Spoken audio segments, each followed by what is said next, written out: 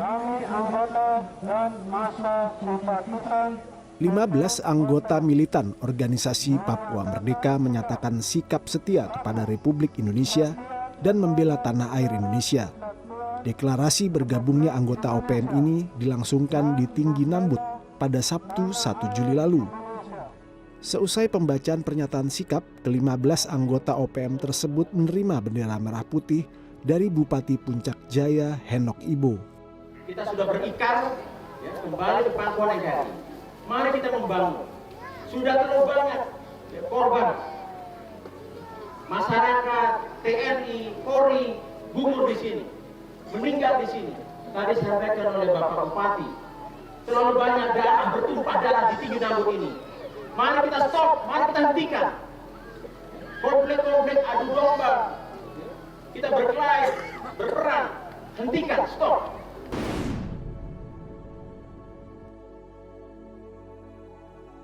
Jadi perubahan nomenklatur dari kelompok kriminal bersenjata menjadi kelompok teroris bersenjata ini kan kalau dalam perspektif keamanan nasional tentunya ya ini merupakan langkah strategis yang dilakukan oleh pemerintah. Dan untuk melakukan tindakan atau untuk mengambil tindakan yang tegas terhadap kelompok ini ya harus dilakukan. Karena kelompok ini secara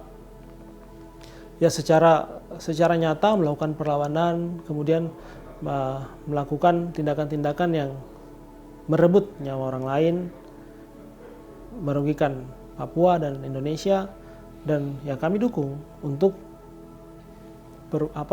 penindakan terhadap kelompok kriminal bersenjata ini.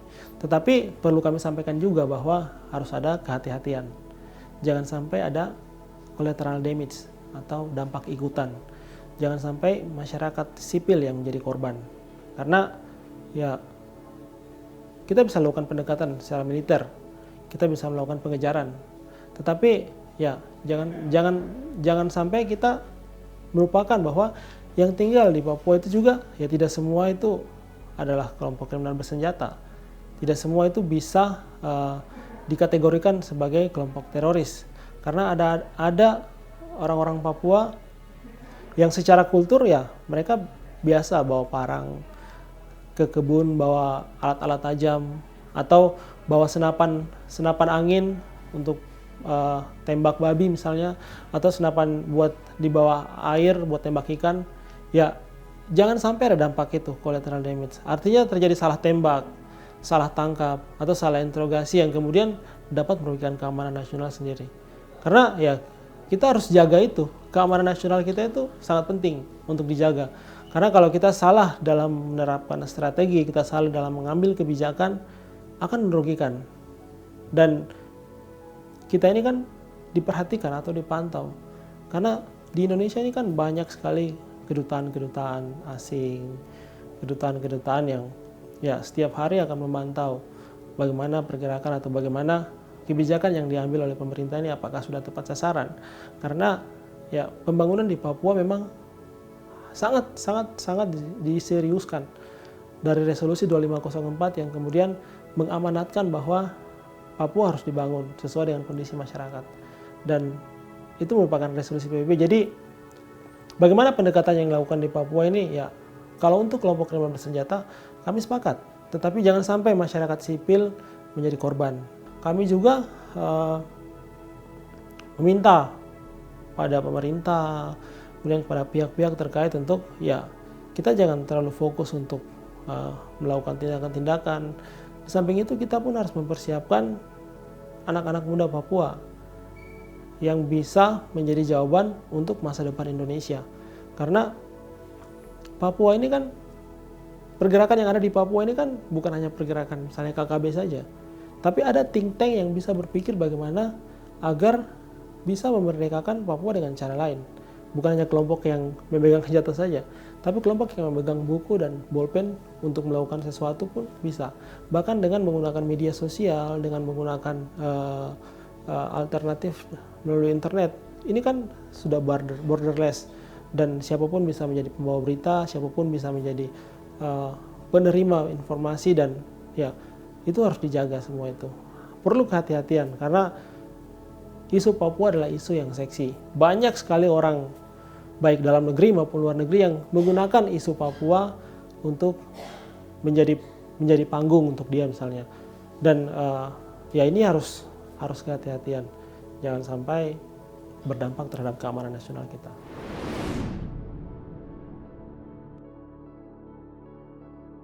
Ini khusus buat anak-anak muda Papua. Saya pikir kita harus terus mempersiapkan sumber daya kita, sumber daya manusia. Kita harus berani untuk tidak bergabung dengan organisasi-organisasi yang tidak memberikan kepastian kepada kita. Tugas kita anak muda hanya satu, mempersiapkan sumber daya manusia Papua untuk masa depan Papua, untuk masa depan Indonesia yang pasti. Karena misalnya tahun 2035, Indonesia masuk di dalam bonus demografi, di mana usia atau di mana angka jumlah anak muda akan lebih banyak daripada orang tua. Dan itu pun terjadi di Papua. Kalau kita anak-anak muda tidak siap, maka kita akan menjadi ancaman. Tapi kalau kita siap, maka kita akan menjadi peluang untuk menciptakan masa depan yang lebih baik. Nah, khusus untuk anak-anak muda Papua, mari kita sama-sama, ya, kita tinggalkan egoisme kita. Jangan kita terlalu banyak berpikir tentang sesuatu yang tidak pasti. Kita siapkan saja diri kita pastikan diri kita agar kita itu siap untuk menghadapi masa depan. Karena kalau kita tidak pastikan itu, maka itu akan berdampak untuk turunan selanjutnya. Dan ya masalah Papua akan tetap menjadi masalah, konflik akan tetap menjadi konflik. Tapi kalau dari sekarang kita sudah mau untuk mempersiapkan diri kita, kemudian kita membangun narasi positif untuk Papua, saya yakin Papua akan menjadi daerah yang luar biasa, dan dari Papua, Indonesia akan menjadi lebih baik.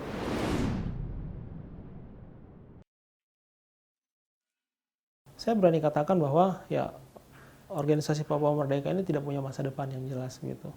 Karena ya apa yang mau didapatkan dari rangkaian tindakan kekerasan?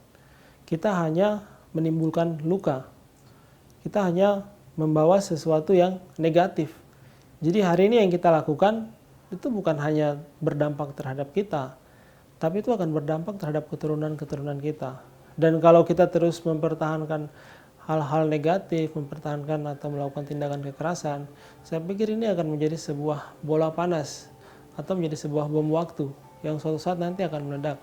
Entah itu dia kena kepada kita atau kepada anak cucu kita.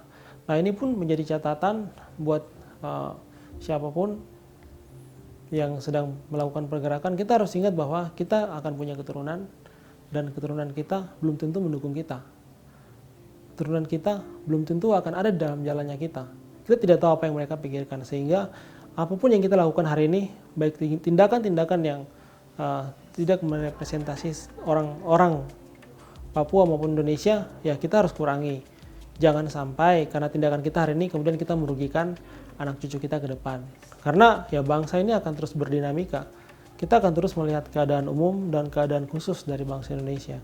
Dan ketika semua itu dapat berjalan sesuai dengan rencana atau strategi pembangunan Indonesia, nah itu baik. Tetapi apabila ada kelompok-kelompok yang melakukan pergerakan untuk menuntut atau untuk melawan atau untuk melakukan tindakan kekerasan terhadap kita sesama orang Papua misalnya, atau kepada pemerintah, nah ini akan merugikan, dan tidak ada tempat atau tidak ada masa depan untuk kelompok-kelompok seperti ini.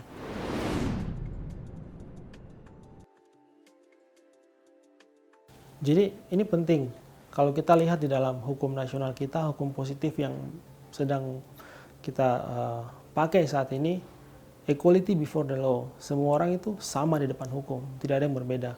Baik itu orang yang tergabung dalam kelompok kriminal bersenjata, baik itu orang siapapun dia, kita semua sama di depan hukum. Nah, apabila ada yang menyerah, tapi pernah melakukan tindakan-tindakan kekerasan, pernah melakukan perbuatan yang mengancam kedaulatan negara, ya pertama harus dihukum dulu.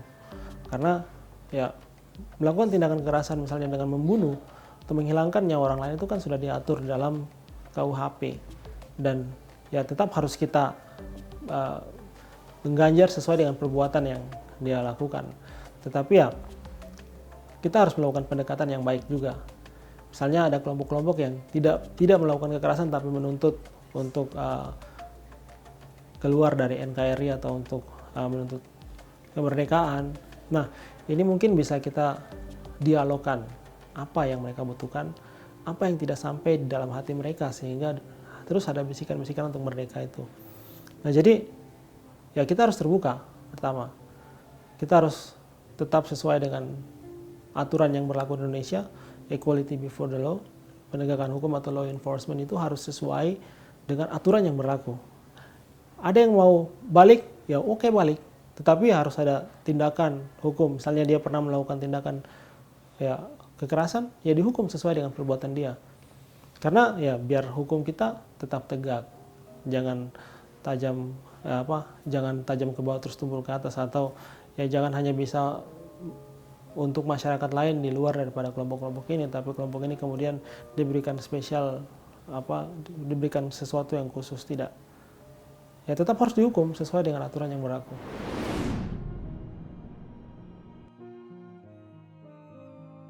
Papua damai itu merupakan impian semua orang Papua sebenarnya. Baik dia yang ada di dalam kelompok kiri maupun yang ada di dalam kelompok yang mendukung pemerintah. Semua pasti ingin Papua damai. Tetapi memang masih ada dalam perspektif yang berbeda. Damai dalam konteks apa? Nah, saya sebagai salah seorang anak muda Papua, saya berpikir bahwa kita harus menjaga perdamaian. Kita harus menjaga persatuan dan kesatuan. Bagaimana agar Papua terus damai itu tergantung dari kita. Bagaimana caranya kita framing informasi yang kita mau bagikan atau yang kita dapatkan agar sesuatu yang disampaikan itu bisa membawa dampak positif. Nah, Papua damai itu cita-cita semua orang. Termasuk saya sangat merindukan Papua damai. Saya bahkan menulis buku tentang Papua damai. Kita semua, judulnya Kita Semua Mau Hidup Damai. Dan yaitu, kalau ada adigium yang menyatakan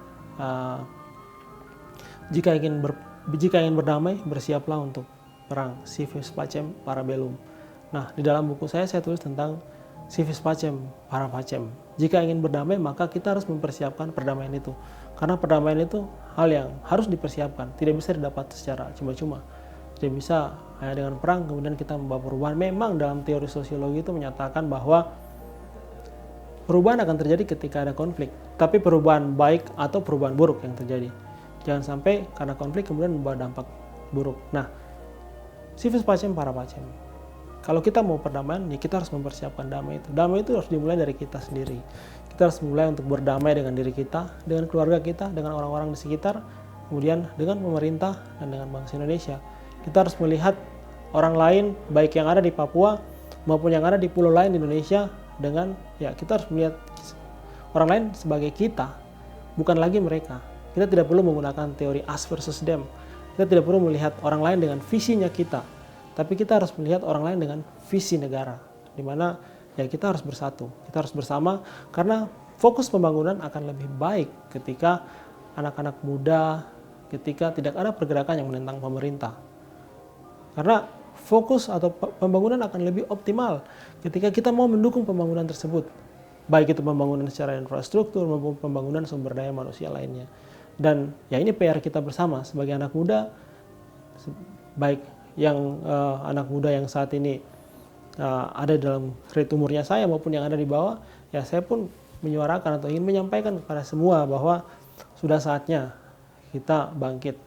Kita tunjukkan bahwa kita anak-anak muda Papua punya visi yang besar untuk NKRI. Bagaimana kita bisa menjaga NKRI terus satu dan terus menjadi sesuatu yang baik untuk seluruh masyarakat Indonesia. Dan NKRI itu mahal harganya. Kedaulatan kita ini tidak bisa didapatkan, atau kedaulatan kita ini didapatkan dengan cara direbut. Sehingga tidak ada lagi hal yang dapat memisahkan kita. Kita harus terus jaga ini. Ini mahal dan tidak ada harga yang bisa sanggup untuk membayar itu.